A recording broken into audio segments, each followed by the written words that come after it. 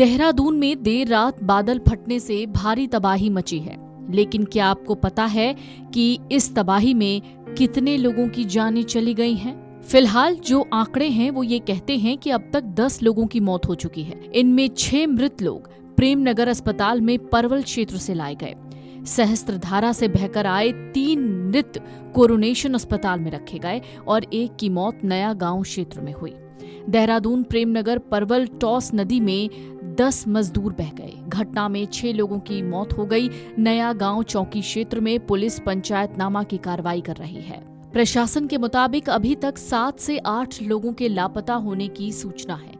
देहरादून के गुच्चू पानी में बाढ़ आने से स्कूटी भी मलबे में दब गई, जिसकी कई तस्वीरें सामने आई हैं। देहरादून के टपकेश्वर के पास भगत सिंह कॉलोनी में शिखर फॉल में 4 लोगों के बहने की खबर है। देहरादून में ही कहा जा रहा है कि लगभग 200 छात्र छात्राएं फंसी हुई हैं और एनडीआरएफ को इसकी सूचना दी गई है। फिलहाल एनडीआरएफ और एसडीआरएफ मिलकर रेस्क्यू ऑपरेशन चला रही है। बारिश के बाद उपजे हालात को देखते हुए पुलिस और प्रशासन ने पहाड़ी क्षेत्रों में भारी बारिश के समय यात्रा न करने की सलाह दी है। भूस्खलन संभावित स्थानों से दूर रहने के लिए कहा गया है। झुग्गियों में रह रहे लोगों से सुरक्षित जगहों पर शिफ्ट होने की अपील की गई है। कुछ मजदूरों के बहने की खबर है। मौसम विज्ञान केंद्र की ओर से देहरादून समेत चमोली, चंपावत, उधम सिंह नगर, बागेश्वर और नैनीताल जिले के कुछ इलाकों में तेज दौर की बारिश का येलो अलर्ट जारी किया गया है। अन्य जिलों में भी तेज बारिश होने की संभावना है। 21 सितंबर तक प्रदेश भर में तेज दौर की बारिश होने के आसार हैं। उत्तराखंड के देहरादून में मंगलवार को सुबह 5 बजे बादल फटा। इससे तमसा, कालरीगाड़, टोंस और सहस्त्रधारा नदी में जलस्तर बढ़ गया। सहस्त्रधारा समेत आसपास के इलाके तपोवन, आईटी पार्क, घंगौरा, घरीकैंट इलाकों में पानी भर गया। कई सड़कें बह गईं, जिसकी एक-एक करके तस्वीरें सामने आई हैं। इस दौरान मजदूरों से भरी एक ट्रैक्टर ट्रॉली नदी में बह गई। इसमें सवार 10 लोग थे, जिसके 6 लोगों के मरने की खबर सामने आ रही है। एसडीआरएफ, एनडीआरएफ और स्थानीय प्रशासन की टीमें राहत और बचाव कार्य में जुटी हुई हैं। सहस्त्रधारा में भारी बारिश और बाढ़ से हुई तबाही के बाद लोग पलायन करने को मजबूर हैं।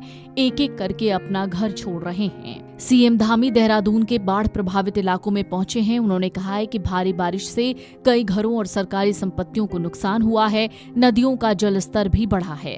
कल रात्रि को जो तेज बारिश हुई है, उससे हमारे यहाँ की सभी नदियाँ उफान पर हैं और कई जगह बादल फटा है। करीब 25-30 स्थानों पर सड़क पूरी तरह से बह गई है।